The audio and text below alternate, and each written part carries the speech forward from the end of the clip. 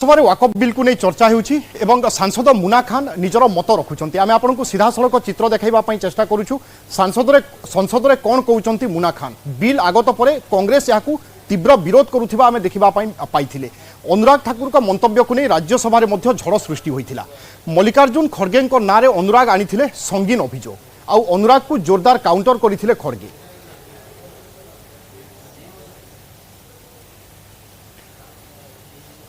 तेबे मल्लिकार्जुन खड़गे कहते अनुराग आनी सबू अभियोग मिथ्या मो विरोध में कौन प्रमाण थिले देखाओ बोली से आह्वान देते आउ अनुराग को ठारू क्षमा प्रार्थना दाबी करिसेंती मल्लिकार्जुन खड़गे वाकफ संपत्ति हाते अनुराग तथ्य रखी लोकसभा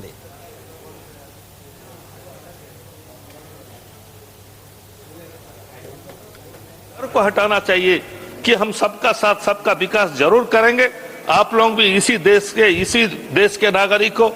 ये देश जो देश भारत का संविधान बाबा साहेब आम्बेडकर ने लिखा था कि किसी के धर्म में भी इंटरफेरेंस किसी का अन्य धर्म का होना नहीं चाहिए। अध्यक्ष महोदय, मैं एक छोटा सा राज्य उड़ीसा राज्य से आता हूं। मेरा गांव में सिर्फ हमारा परिवार मुस्लिम परिवार है, वहां पर बाकी सब हिंदू धर्म के लोग रहते हैं। इतने साल से हम लोग वहां खुशहाली जिंदगी बिता के चलते हैं। जब गांव की मां ठाकुराइन का पूजा होता है, यात्रा होता है, तो हमारे परिवार से कोई ना कोई एक नंबर आदमी वहां खड़ा रहता है, तब वो यात्रा निकलता है। उसका मतलब है कि भाईचारा है, उसका मतलब है हम लोग सब एक हैं। हमारे अंदर भेदभाव बिल्कुल नहीं है और नहीं भी रखना चाहिए।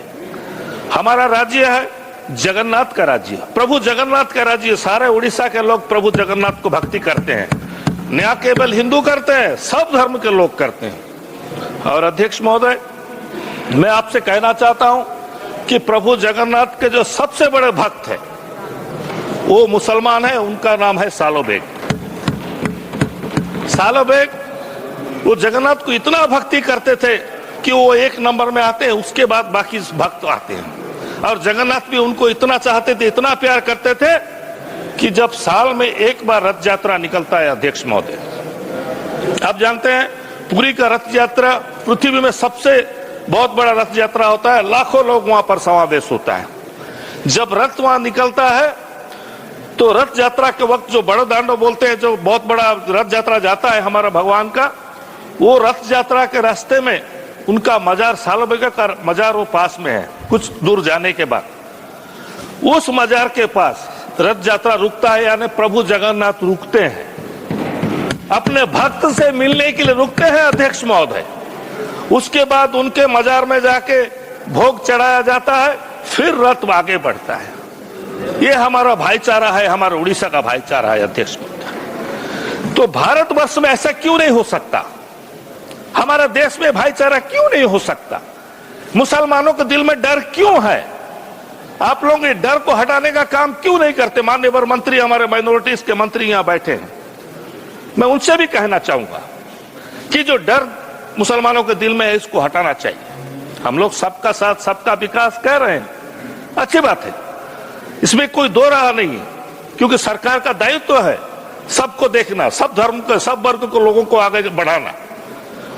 तो ये बात क्यों दिल में आता है, उसका कुछ कारण है अध्यक्ष महोदय। हमारे धर्म में 5 वक्त का नमाज रोजा जो हम लोग मानते हैं, करते हैं, जहां पर भी अगर नमाज का टाइम होता है हम लोग थोड़ा नमाज पढ़ लेते हैं, तो नमाज पढ़ने से रोका नहीं जाना चाहिए अध्यक्ष महोदय। मैं विनती करूंगा सरकार से कि ये चीज मत किया करें। लोग क्यों मना करेंगे? नमाज अगर कोई पढ़ता रहेगा उसको लात मारा जाता है, हम लोग वीडियो में देखते हैं, सोशल मीडिया में। ये गलत चीज, ये अच्छा चीज नहीं है अध्यक्ष महोदय, ये बहुत गलत है अध्यक्ष महोदय। अगर दूसरे धर्म दूसरे वर्ग का अगर वहां रास्ते में अगर प्रशासन जाता है तो मना नहीं किया जाता। हर जगह देखिए, सारा भारतवर्ष में पूजा करने का जगह भी हर जगह नहीं है, इसीलिए रोड में ही पूजा किया जाता है। शायद वो अगर वो दुर्गा माँ का पूजा हो, वो महाराष्ट्र में गणेश जी का पूजा हो, तो रोड में ही किया जाता है अध्यक्ष महोदय, क्योंकि रास्ता जगह कहीं नहीं मिलता शहर में, रोड के ऊपर ही ब्लॉक करके किया जाता है। तो मना तो किसी को नहीं करना चाहिए। अगर एक आदमी 2 रकात नमाज पढ़ लिया तो उसे लात मारना भी नहीं चाहिए। ये चीज सरकार को देखना बहुत जरूरी है।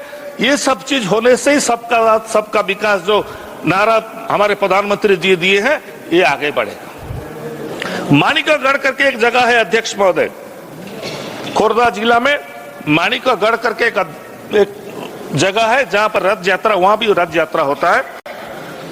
तो रथ यात्रा के समय छेरा पोहरा करते हैं। छेरा पोहरा का अर्थात झाड़ू मारा जाता है, वहां पर सफाई किया जाता है। पूरी में वहां के राजा, वहां के जो राजा है गजपति महाराज, वो छेरा पोहरा करके साफ करते हैं।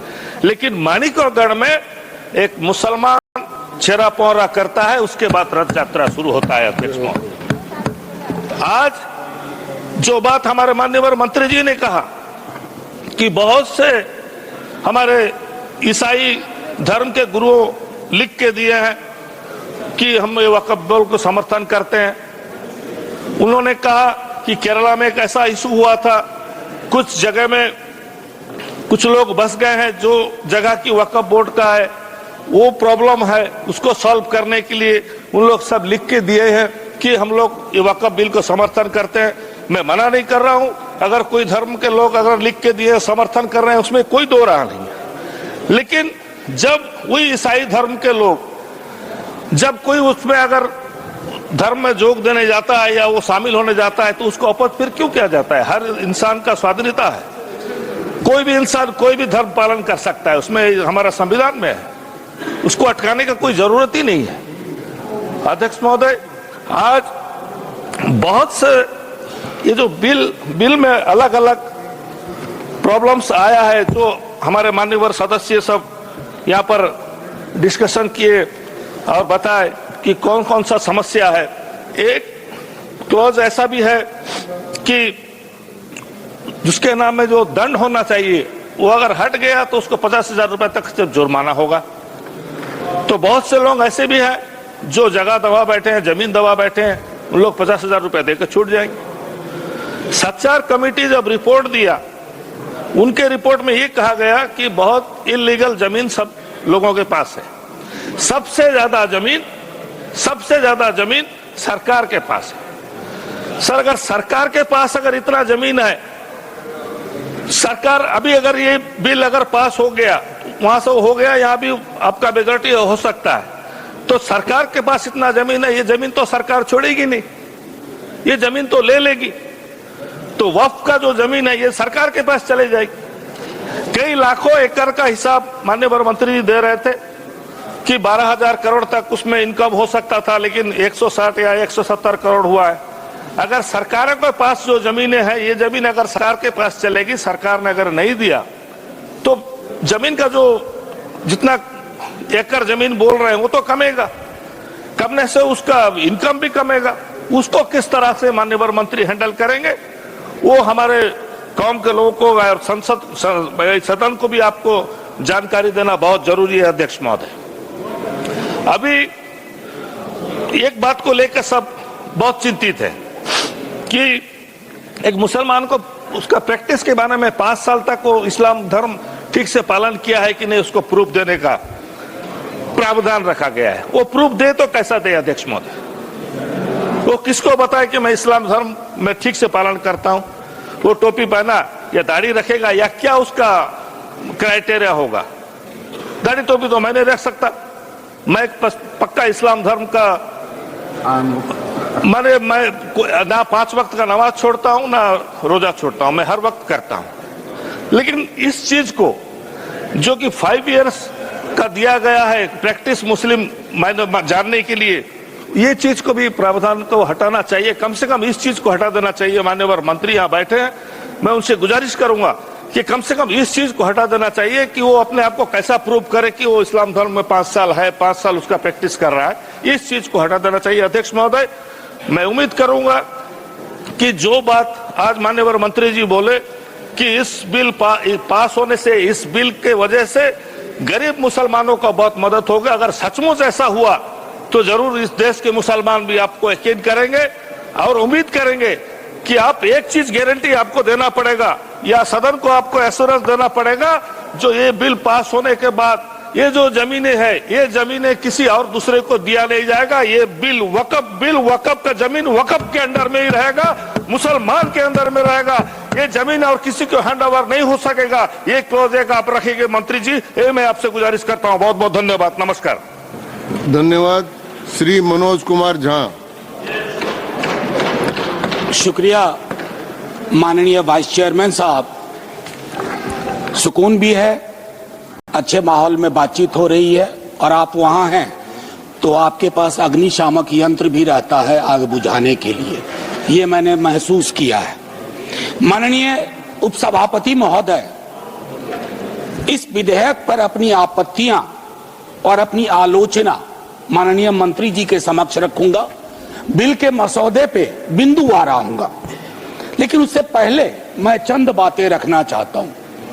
वो ये है माननीय वाइस चेयरमैन साहब, क्योंकि किसी भी आर्टिकल को जब हम पढ़ते हैं संविधान की इस किताब में कि 14 क्या कहता है, 25 क्या कहता है, 26 क्या कहता है, उसकी इबारत पढ़ने से पूर्व कॉन्स्टिट्यूएंट असेंबली की डिबेट को देखना चाहिए कि उस आर्टिकल के बनने में किस तरह के विचार आए थे।